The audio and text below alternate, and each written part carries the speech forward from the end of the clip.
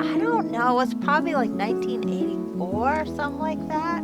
She had just come to the Department of Pediatrics. I was pretty new there too, but I've been there a couple years, and here comes this really cool woman. There's a bunch of guys and me, Jack and Henry and all those guys, and here comes Trudy, and she was very pregnant. I can't remember if it was, I think it was Max. I think it was her first baby, and yeah, so I remember at a meeting, I'm like, I'm gonna like her. The first time I met Trudy, it was over the phone. We talked about the anatomical donation program, which I did at the med school for my first 7 years, and that was about 22 years ago. She was one of the first docs that I met at Northern Nevada Hopes, and she was so welcoming and open, and just I could tell immediately that she was just one of those people that were going to be there for me throughout my whole tenure at Northern Nevada Hopes.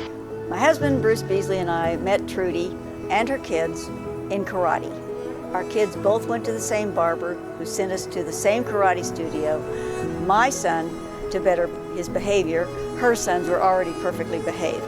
I got to meet Trudy, and we had a lot in common, whether it was private pilot certificate or scuba diving or martial arts. And at the end of that party, I knew that she was going to the airport to pick up the gentleman she was dating at the time. Trudy was not on my dating radar at that time, but one of her absolute best friends, Kathleen Conaboy, tells us she saw sparks at that time. Yeah, we knew she kind of liked Ron. She kind of liked him. Yeah. In 1981, Trudy was doing a pediatric infectious disease fellowship at UCLA when a malady that didn't yet have a name presented. Trudy is truly a pioneer in HIV. At the time, people didn't know how to deal with the patients, and Trudy would certainly glove up and mask up, but be right there with her patients, touching her patients, giving her patients comfort at a time when sometimes all she could do was help them be comfortable while they died. Rena was trying to decide if it was safe to have a gay rodeo come to town because, oh my goodness, what if the mosquitoes bit somebody who had HIV? Can they get it? And on and on. And so they asked Trudy to come speak. And so she went to I think it was a city council meeting or whatever, and spoke and explained that, no, you're not going to get AIDS this way. Well, there was a huge write-up in the paper the next day. And lo and behold, she gets a call from our 90-year-old grandma going, Trudy, what are you talking about? Come tell me, what is this thing? So Trudy went up to Grandma's and explained to her what it was and what it was all about. And she's just like, well, what's the big deal? She did a pediatric infectious disease fellowship, so she was at UCLA when the first cases, and I think there probably were a couple kids, but it was mostly adults, so she, there just weren't that many people probably that were available or willing maybe to work with those folks, so she got started during her fellowship at UCLA.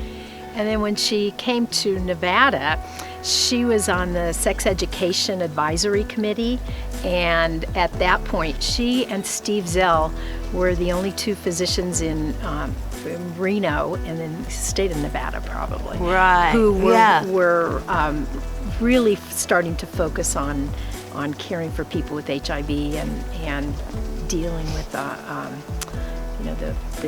the politics of it and the cases and stuff. They finally found that they could break the cycle of the infants getting HIV with certain protocols. And I remember one of the things that she was hugely proud of is when Washoe County finally had a 0 year of infant contraction because of that.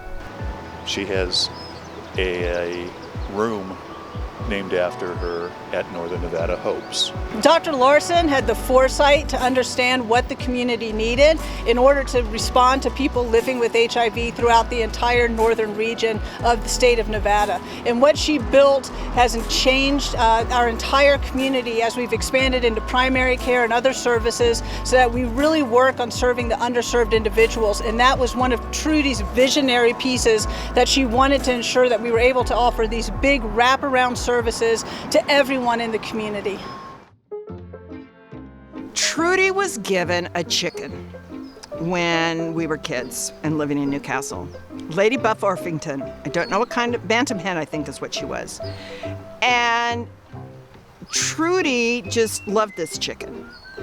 But as chickens go, they don't have a huge long life, and she was getting old. Dad explained that it was time to just wring her neck. And Trudy had an absolute fit and said, "You can't do that."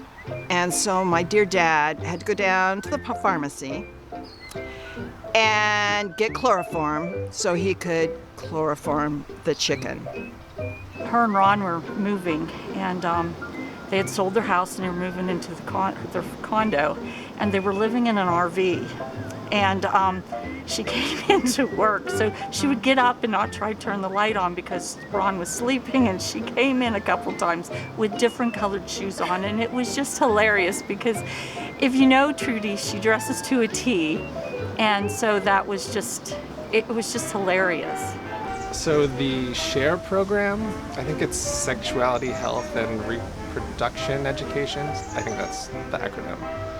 So that's, I don't know if it still exists, but that's what was available when I was going through school. Come around to 7th grade. And, you know, I think it was like a week, maybe it was a few days. They put on this video. You know, we're talking about sexually transmitted diseases, and we start watching this video, which contains some very instructive imagery, you know, photographs of what some of these infections might look like. And between those photos, to my great surprise, is my mother talking to us about, you know, these various infections.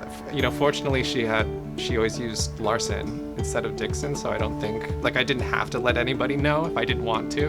We were like out one evening, you know, like having fun, and we were in this neighborhood that whatever guy we were with, I can't remember who it was, I think it might have been Michael, was nervous because it was kind of a bad neighborhood, and I'm like, don't worry, Trudy will take him down because she just got her black belt.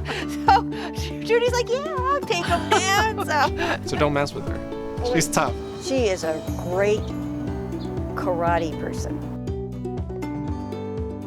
When I studied martial arts, we thought belts were to hold up your pants. We didn't go for all the names of it, and we studied it. That's me. Trudy took her sons to martial arts classes, and in the process, earned a black belt of her own. There was a personal trainer who'd come over, who was huge, like 6'6", I'm sure like 250, but just, you know, broad, and he loved to look in the mirror. But he would come over regularly, and they would do like powerlifting, Olympic lifting. You know, they purchased like a big Olympic lifting bar and plates and stuff. And she's continued to, I mean, work out consistently since then. I don't think she does as much powerlifting anymore. So as part of that initial fitness push, our dinners changed. She had some favorite recipes. Namely, there was this broccoli recipe when she was on her fitness journey, and they had boiled chicken and this broccoli concoction. I'm sure it wasn't exactly like this, but the way I remember it is eating boneless, skinless chicken breasts with steamed broccoli and salad like every night. Should we tell about our women's conference? I don't know. She's always happy, and just, you know, she brightens up a room when she comes in, and that's really going to be missed. A pretty darn positive person, you know. She's like, no matter what problems arise, she's like, we can fix this, we can figure this out. You know, she doesn't get stuck on stuff. I don't think get stuck on things. A good leader gets things done through their relationship building. So it's funny, she's been called upon to serve in so many capacities at the local, state, even national level, with both her medical background and her public health background. But with Trudy, she also uses those relationships to ask you to serve as well. And it's hard to say no to Trudy.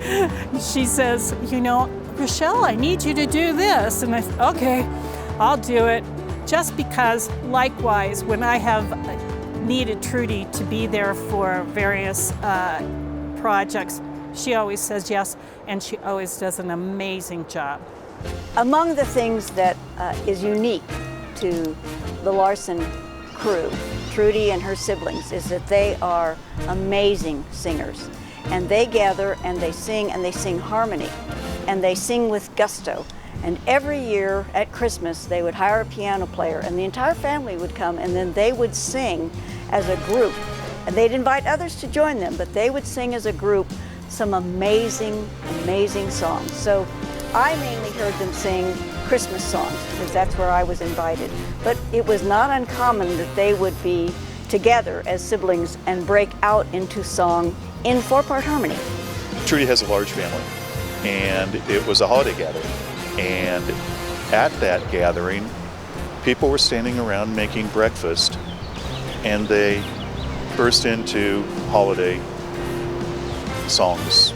We used to have Christmas parties every year, like a real fancy Christmas party. I mean, people would get dressed up, they'd wear tuxedos, they'd wear gowns. You know, I'd be forced to put on something, a collared shirt, maybe like a little tie. I'd usually hide under the tables while I was young. But she would spend the whole day, you know, a couple days before that, making desserts for the party. So lots of cookies. She'd make a whole Yule log, which is still sort of really impressive. She did that.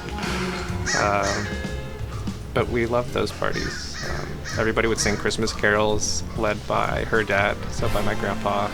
She would always have these annual Christmas parties with a lot of people, and my grandfather would come, who was a wonderful singer, and I can remember as far as being maybe 7 or 6, wearing a suit, and hearing my grandfather and my mom just belting out these Christmas carols with Art, our piano player, who would come and just fill the whole house with all these Christmas carols and everything else, and it was just a blast. I don't think she'll have any problem retiring. She, like I said, she has so many interests and so many things she's wanted to do, and now's the time to do it. And I'm so excited that she is retiring. And, you know, personally, we'll get to play more together. I know as part of her retirement, she and Ron are looking forward to taking the fifth wheel and just traveling. We have talked for years about after she retires that we were going to hook up our fifth wheel trailer and try to go around and see every baseball stadium in the country and as many Formula One, IndyCar, and NASCAR races as we could. I think Trudy is going to stay on Northern Nevada Hope's board of directors. That's what I'm hoping anyway. I hope she gets to enjoy herself. I hope she gets to travel some more and really do some things to help her relax and enjoy these later years of life. And she's probably going to write a book. If not, she should. And trying something totally different. I think she said she can never not work, right? Yes, she'll take some time off, I'm sure, and travel around and see new sights, but I think it's gonna be, and a new career of some sort. And it'll be totally surprising to all of us. And it's gonna be awesome. Lessons. Oh, well, she's just, when you look at someone that has built a career, family, outside interests like her work with the Reno Chamber Orchestra, etc., in the community, it's that balance. And it's nice to see someone, they say you can't have it all. And that is true. You can't have it all at once, but you can have it over a career, and she's done it all. One that I think has shown through her life and I've learned to kind of take on in my life is you can do anything for 30 days, right? Whether it be, oh, I'm gonna, lose some weight so I feel better about going to the beach. Okay, I can do anything for 30 days. Whatever it is. And I think she holds that so true, which is you can do anything really hard for 30 days. But I think what she shows is you can do anything really hard for 30 years. And I think that's really what she's done. Trudy is a high energy person. She's a positive person. She is a great world outlook person. She is so compassionate and kind to individuals. There was times in my professional career where I really needed to bounce something off of her, and she was there, and she would listen, and she would just be there to be supportive of me and my crazy ideas and sometimes wrong ideas, and she would let me know that too. But she always did it with such kindness and compassion. She's taught me to have confidence in myself. She's taught me that I am important, that that I know what I'm doing, and it's, you know, and it's okay to make mistakes, because that was one of my hardest things. And she's always been a great mentor.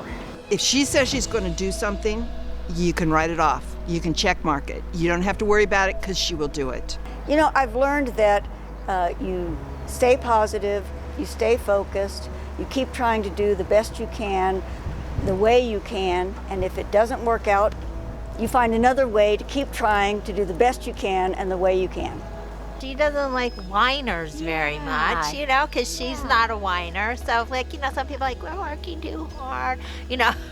So she doesn't like whiners. She's like, just get on with it, you know, just get it done.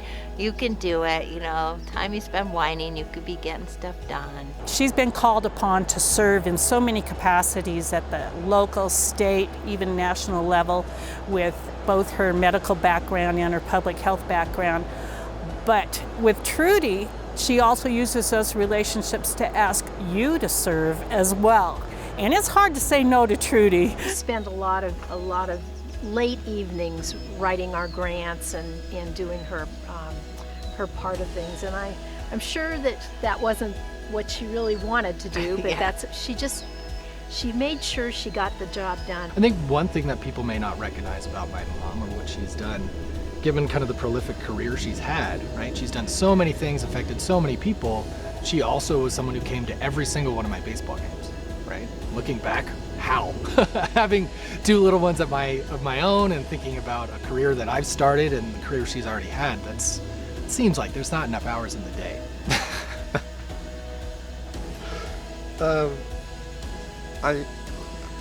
I think probably the best sort of illustration, I think, of what I've really internalized from her is the way she used to wake us up every morning. So our room was downstairs and we shared a room, and she'd come in the morning, very bright and happy, and yell, you know, up and at 'em a few times.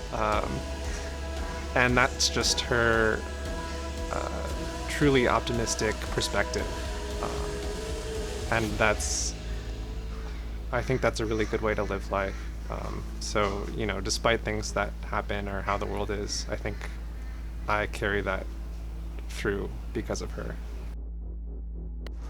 So Trudy, congratulations on your retirement. I know that you will go forward and do many new things and have many new adventures. I just hope that the time that you have ahead of you is as meaningful and rewarding to you as your time with us in the community has been meaningful and rewarding to us.